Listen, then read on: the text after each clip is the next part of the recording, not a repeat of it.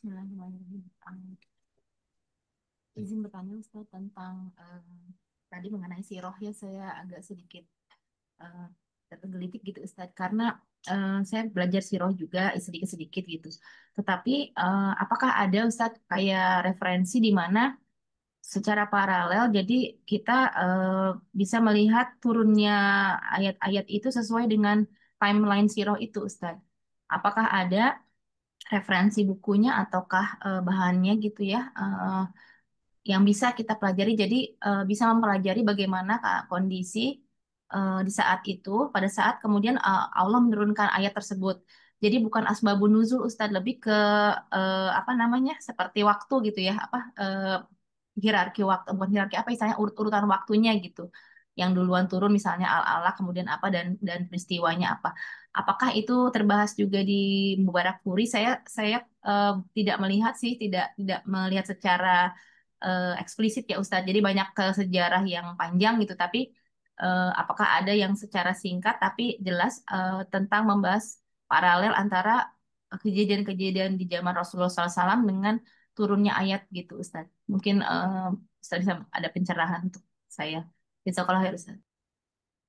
Ya memang Mubarak Furi tidak spesialis di bidang itu ya. Ya, Mubarak Furi lebih berspesialis ya sumber-sumber sirahnya, sumber-sumber sirah yang ya istilahnya berkualitas tinggi itulah ya.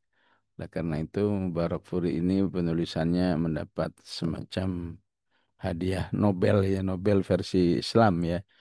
Apa istilahnya mendapat hadiah dari King Faisal karena dari Raja Arab Saudi saat itu ya karena ya kesohihan sanad-sanad dalam penulisannya itu. Tapi memang tidak untuk eh, menu bagaimana memahami ya momen-momen turunnya ayat itu sendiri.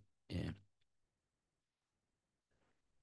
Ya, wallahu alam yang agak nyambung ke situ adalah memang salah satunya fi dhilal ya. Ya.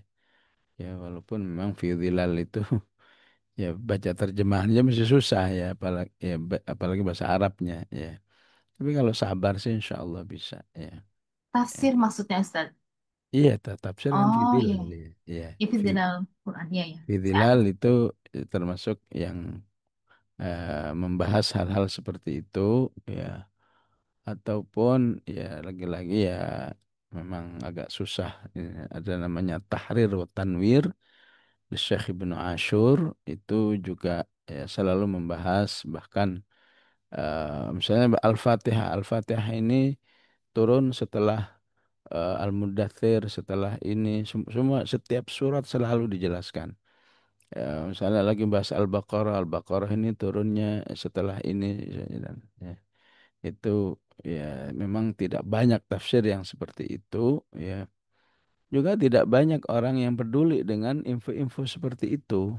Ya, ya bagi dia yang penting paham udah tenang gitu ya.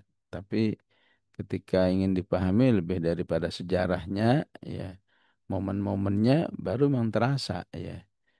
Jadi setelah Al-Alaq ya apa setelah itu Al-Muzammil ya. Jadi kelihatan memang apa proses liyudhirahu ala dini kullihi sampai nanti menjelang akhir itu at-taubah itu memang akan terekam itu kalau memang dipahami ya masalah urutan-urutan itu ya.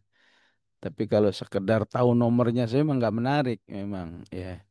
Ya, pertama Al-Alaq, kemudian Al-Muzammil, kemudian Al-Muddathir, ya, ya, kemudian Ad-Duha, misalnya memang nggak menarik. Tapi kalau difahami lebih dari momennya, memang urutan ini akan menarik melihat bagaimana Rasulullah Sallallahu Alaihi Wasallam di dalam membina atau memproses perjuangannya. Allahu alam.